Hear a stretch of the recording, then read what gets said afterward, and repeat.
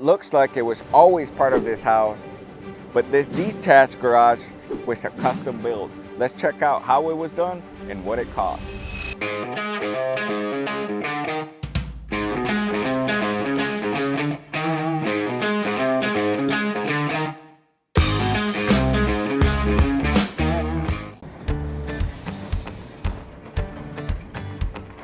Welcome back, Pack. This is Admiral from WolfSteel Buildings, and we got our man Ed in the background. Ed, you ready for this build? Man, I'm super pumped for this one. This is a building we've been wanting to check out, so we're finally here. And we made the trip out here. We're out here in what, Lexington? That is correct, Lexington. Lexington, kind of in the area of College Station here in Texas. You know that we only service Texas. And I'm super excited because we're about to do a full tour on this project where we're going to be talking about its curb appeal, its functionality, the nice aesthetics that you're already seeing. We're also going to be talking about the structure of the inside. How does this all work and the whole process? How did this all came about? Okay. And not only that, guys, we're also going to be talking about price. What is the cost for this project? So as I'm going through this tour, you're gonna start seeing like the price pop out. You know, what that specific items cost, you know? And again, this is just to give you a range because prices do vary by location. The concrete price here is not the same concrete price, you know, maybe an hour away from here. The dirt cost is not the same an hour away from here too. So just keep that in mind, that prices do vary based on location as well as per building as well. So just keep that one in mind. You ready, Ed? Man, I'm ready to check this one out. Let's go. Let's go, man. So before that, don't forget to like, share, and subscribe, and let's get this video going.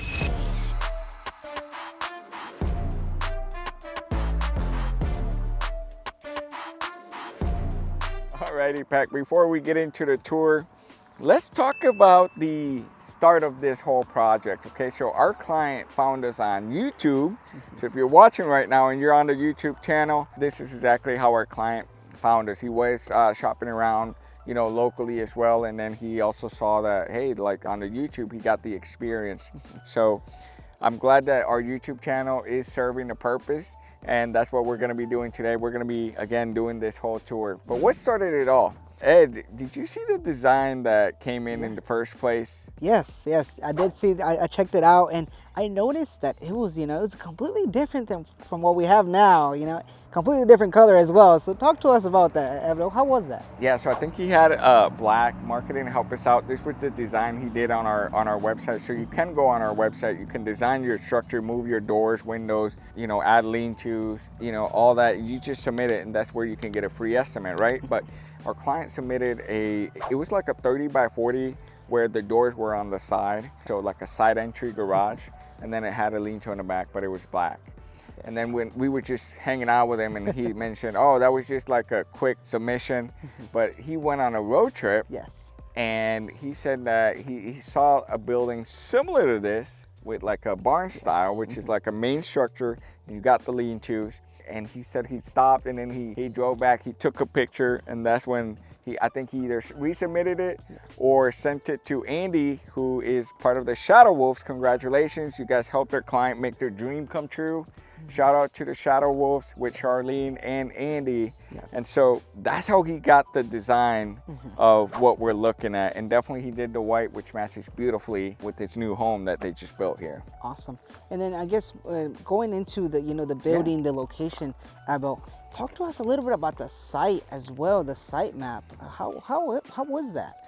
Yes, so let's talk about the process. So definitely the client submitted this design. He submitted it, and he said, you know what, let's get this process going. He did his down payment, and then from there it goes into permitting and processing. Okay, so in the permitting processing stage, I can't remember there was a permit here. We're out in the country. From there, you know, during the processing permitting stage though, one of the things that we do is we do a site plan. Okay, a site plan is basically like a satellite picture of your property. And that's where we plan everything out. Because when we do the site visit to calculate the amount of, you know, fill that we have to bring in to set your foundation, a lot of times that's not final. We can still move it, and we set it in the site plan. You could see that we mark a lot of important things. One is, you know, how far do you want to be off of the line? Do you want to be square to the home, or do you want to shift it around? And that gets all planned out. Also, one of the biggest things is also like marking like the septic system. Yes. Any power lines that are going, we need to make sure that we're accounting for that as well. So that gets all done in the site plan, okay? Yeah, so for example, here we have a power line here. If the building was under here, we wouldn't be able to build it because we get too close to a power line. It's dangerous for our builders whenever they're installing the metal building, Gotcha. okay? Another thing is like the septic system. The septic system is very important for our client to market because that allows us to understand where we can and can't drive, like say heavy equipment, you know? So for example, there's a septic system.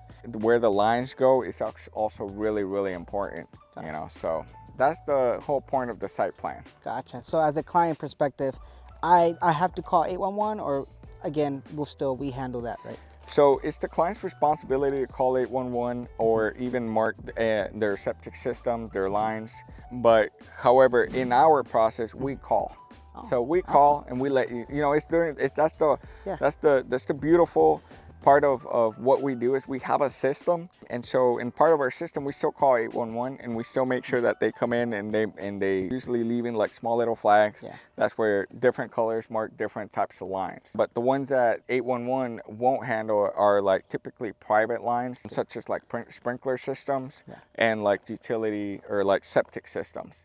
Okay, so that's still in the client's responsibility to let us know, since you know better, you know, your property than we do. So I hope that makes sense from that perspective. Yeah, thank you for explaining that for us, Abdul. So moving on, Abdul, talk to us a little bit about the concrete, man. Yes, so here, this is a ag barn style metal building, which again is beautiful, man. I love what I'm looking at right here. So we got 16 wide and then 2 lean-tos that are 12, but overall it's like a 40 by 30.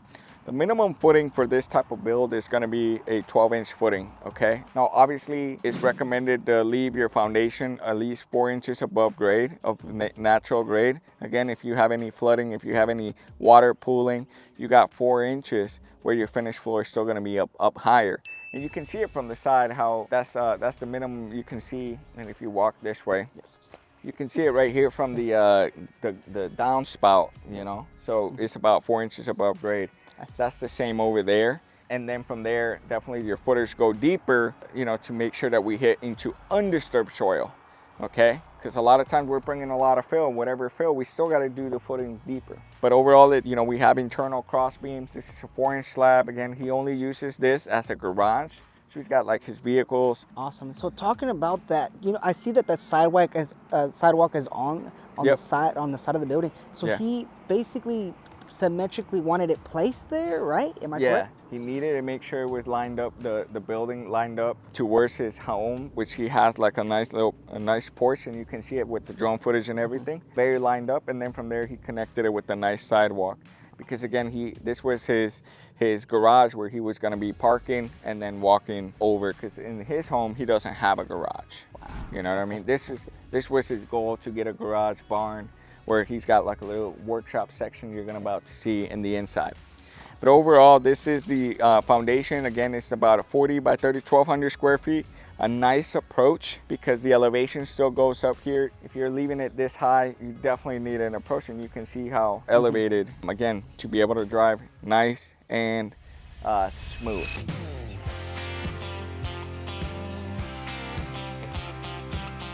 All right, you guys ready for the building? You ready for the building, Ned? Yeah. You have any other questions on the foundation? I'm ready to check out the specs on this building. Talk to us, Ivan. What is the specs on this? Okay, so for the metal building, which is what this is what WolfSteel is all about, metal buildings.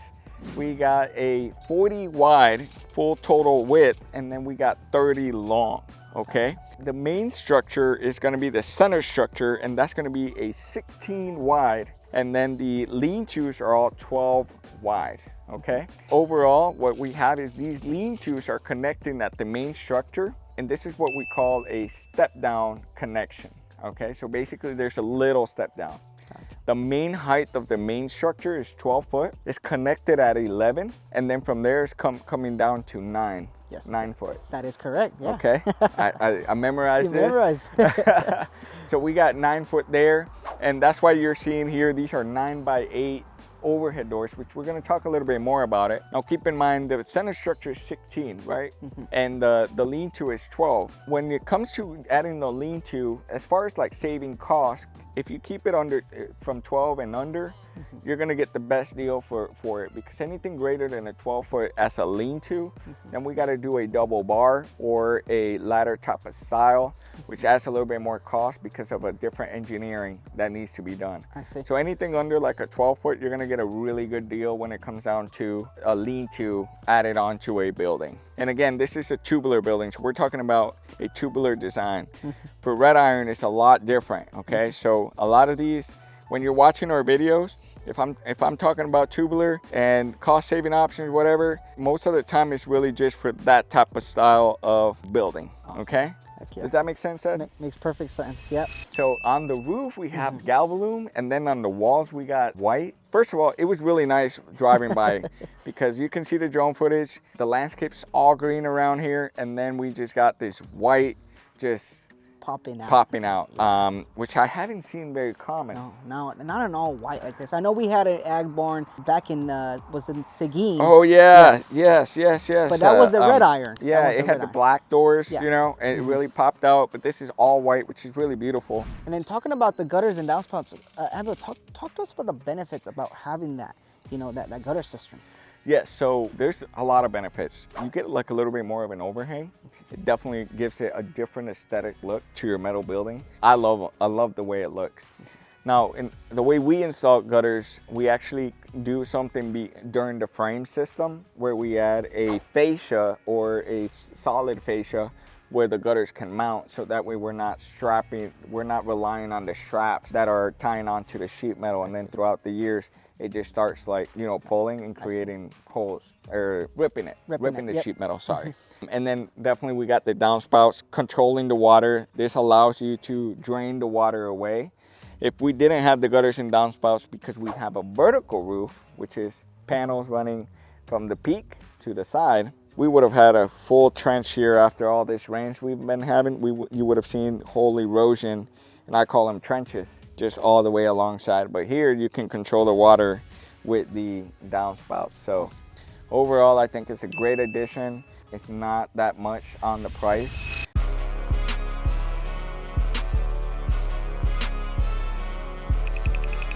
And man, let's get into these doors, man. What are we working here with the doors? What are the dimensions, and what type of style is this?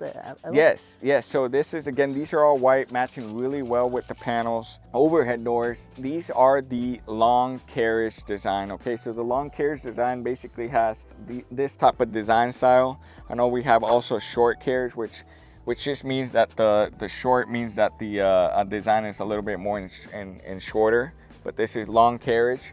And then the windows are all custom.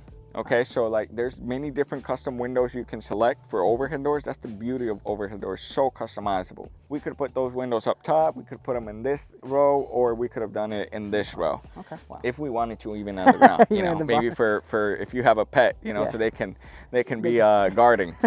One of the things I did love is like, when we were like messaging with our client after we finished, when he put on his electrical, he sent us a picture at night. Yes. The lights in the inside shine really nice, and marketing helped us out because he did send us those pictures. Yes. Let's share with the audience because it was really, really pretty. This is the long carriage insulated door. The back is steel backing because it's the R10. If you get the R6.8, which is the one in the middle, it has a vinyl backing. But this one is the higher end of the overhead doors, which is R10, and it comes with the steel backing in the back. Again, this was really, really important for a client to have a door opener. Okay, and we're gonna talk about that in the inside, but this was really, really important because this is his garage. He wants to be able to, while he's driving, he can click a button. Even through the app as well, right? Yep, or you can use your app, the IQ app, and you can, you know, open up your door so you can access. You don't have to like stop and get off and open the door and then get back on the truck, you know. So I know for roll-up doors, we don't offer door openers. There is door openers in the market. If you're looking for some, we can share the brand. they're just new on the newer side, and that's the reason why we don't install them yet, because they're kind of new in the marketplace. Overhead doors have been there for so long. It's a standard residential door, and then it also comes with insulation, which is really, really important, especially for residential use. Yep. Because they're so common, they're easier to maintain, they're easier to fix, they're easier to use, and that's the reason why we are very big advocates for having a overhead door. Long-term maintenance is amazing.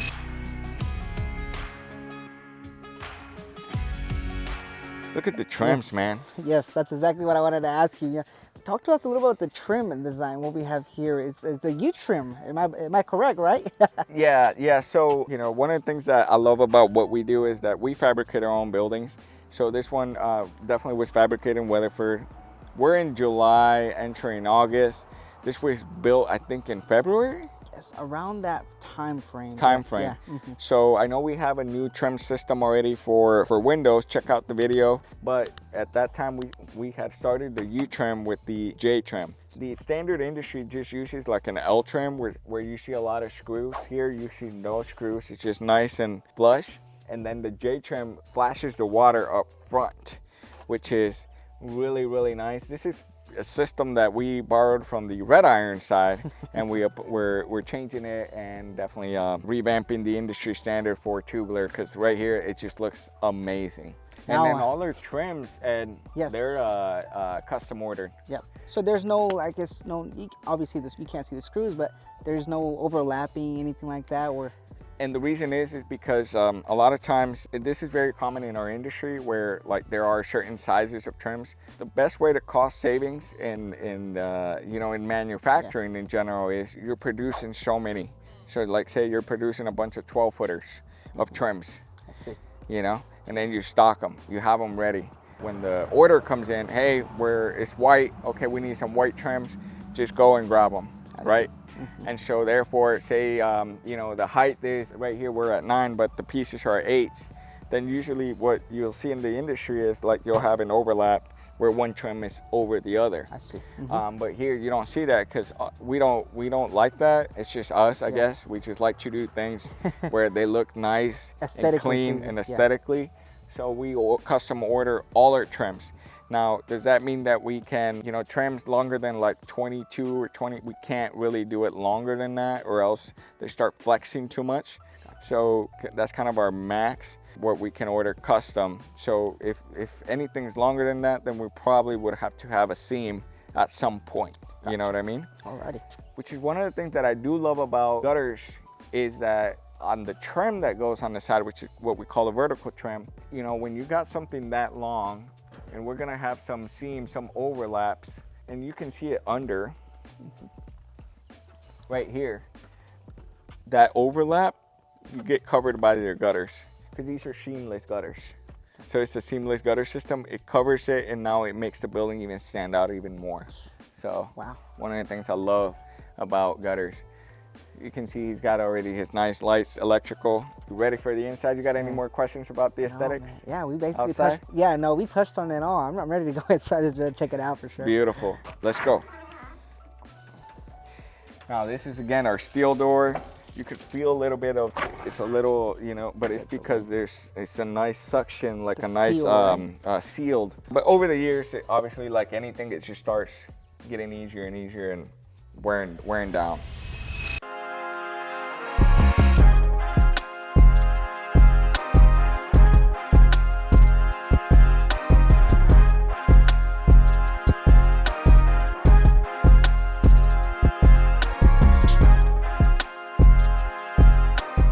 And before we get into talking about the structure, because I know you have questions like how do you navigate through in here, a lot of it, we're gonna talk about, let me show you guys a little bit of our notch detail. So one of the beauties of WolfSteel, or at least what we do, is that, right now we're doing about, I was talking to you, Ed, on the road, we're doing about 5 to 7 projects a week. And we're talking like full scope projects, right? Where we do the concrete, we're turnkey in the sense of this type of, structures. The way that we make that happen is through systems. So that's the only way to really make that happen. There's a system in place. Usually this can extend a little bit of the timeline, but then again, we do all the planning. We construct on paper and then we execute on site. And we custom design our custom notch details according to the frame design that is for this specific structure.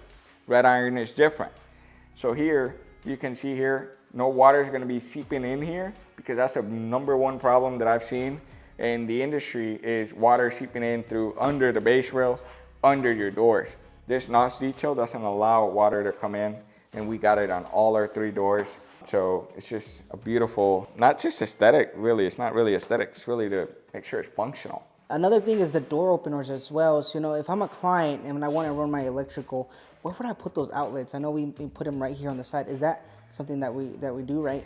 Yeah, so like in residential like homes, there's usually gonna be a ceiling that is like flat, you know, with like drywall, usually at 8 to 10 feet, maybe 11 feet. And so a lot of overhead door or like the door openers are mounted in the center up top. That's what you normally see, that's very standard. For commercial or mostly for our metal buildings, we always mount on the side. So if you can see here, we got this one on the left, this one over here on the left, and then the other one on the right side. So we can mount them on the side of your garage door. So depending where the light fixtures are or where you're gonna have them or the plugs, that's where we can set up the mount and connect. So that way you can, you know, connect with the door opener and put your electrical box or your electrical plugs. Awesome. And these are 110, outlets. 120 or 220? This is 110. 110, yeah. These function good with 110. I know for bigger doors, a little bit more commercial, you might need more. So check with us before, okay? Gotcha. Might need more on that. Awesome. Yeah, another question now. I want to touch into the framing in this. Yeah. This is a tubular building, so talk to us about the framing, man. It's a little hot in here. Yeah, let me open the door. You want to open this door? There you go. Get some wind in here. Now we get some airflow. Yes. So just remember, when you get spray foam is not gonna make your building cooler, it's not gonna make your building hotter, it's just gonna control the temperature inside. Okay, it's just seals. So just think of it like a Yeti box. A Yeti, if you buy a new Yeti, it's not gonna be cold, right? You put ice and then it's gonna stay cold for so long. That's the beauty of spray foam. It basically seals, creates like a Yeti box in here. You put an HVAC system, all of a sudden it's gonna be cold. If you put a heater, it's definitely gonna get hot. It's gonna control that temperature inside. And especially with your insulated doors and insulated walk-in doors, windows, it's all to make sure that you have control of that temperature where your HVAC system is not working as hard. So that's just something to keep in mind. We can feel it here that there's just no airflow. It seals. That's the beauty of spray foam. Now your question. Yes, my question, talk to us about the framing. I know this is the 12 gauge framing, which is an upgrade, right? Am I correct, Abdul? So talk to us a little bit about that, Abdul. How does that whole, design process work, the framing? Yes, so you're talking about like how there's an opening here? Mm-hmm, yes. Yes, okay, so the main structure, again, when you're doing this type of structure where you have a main structure is a little bit higher and then you got the lean-tos that come off of it, well, the main structure has to have some sort of supporting, columns to land. So that's why you're seeing the columns that land here. And then you can see that this is basically at every 5 foot, you got a leg, you got the base rail, okay? But our client said, hey, I wanna navigate from this lean-to to my main structure to my lean-to easily where there's not a tripping hazard or I got a toolbox and then like I can't move it around here, right? Yeah. So what do? We create a header, and that's definitely doable. You just create a header. And it can be even bigger. The bigger, the more reinforced the header. And so it creates a complete opening here. So that you can navigate through here, no base rail, you get it eliminated and you can go, and then we got the same around on the other side. Wow. Does that make sense? So a lot of times what I've seen when I've visited these type of structures is, usually it's really cool because you can kind of make it like almost like if they're rooms. So here you can see here that our client got a nice like tools, and he also got a nice gift neon sign that he's gonna hang awesome. from us as a gift for thank you for allowing us to record the video. And then over here is like where he parks his truck. So about 1,200 square feet, am I correct? Right? All this is like 1,200 square feet. Awesome. But here, he can park his truck. These are 9x8s. He did say if I would do anything different, I would probably make my doors a little bit bigger. I did tell him that it's actually easier to make your opening bigger and put in new doors. Obviously, these have to be sold or replaced. So he said, oh, but it's good to know. And then over here, he probably another car that you can fit on this side. And this is 12 wide. Again, a parking lot for vehicles usually around, I believe, 9 foot wide. So you got 12 foot, but you know, you still have, he can open the doors. Open the doors, come in and out. Yeah, you can open the door here and no problems. That's the beauty also of an opening.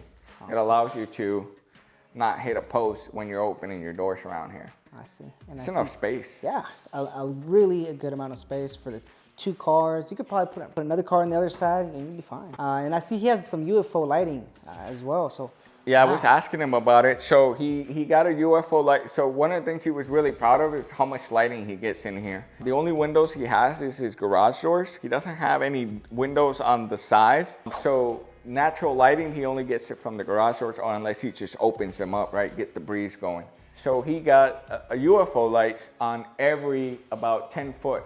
Okay, so 10 foot, one in between, 10 foot, one in between, 10 foot, one in between. And he did it for the whole structure. Total of 9 lights, I believe. So yep, yes. Approximately. Now, we are offering electrical, but that is only in certain specific areas. Since this is a new product that we're bringing on, we're going to be helping certain clients within our Fort Worth office, close to there. Again, because we project manage, we want to make sure that, you know, the first few projects we're systemizing, we're getting it right correctly. But if you're interested and you want that as part of your project, let us know. We're offering it now. Okay? Awesome. Any other questions you have? I guess one last question is the spray foam. I know this is a 1-inch spray foam. You touched on that a little bit earlier. But the rigidity on this, you know, this is the 26 gauge panels, right? Yes. And so how does that play, that whole factor when it comes to this 1-inch spray foam and the 26 gauge? If I was to do 29 gauge, would it still have that same, you know, rigidity? Yes.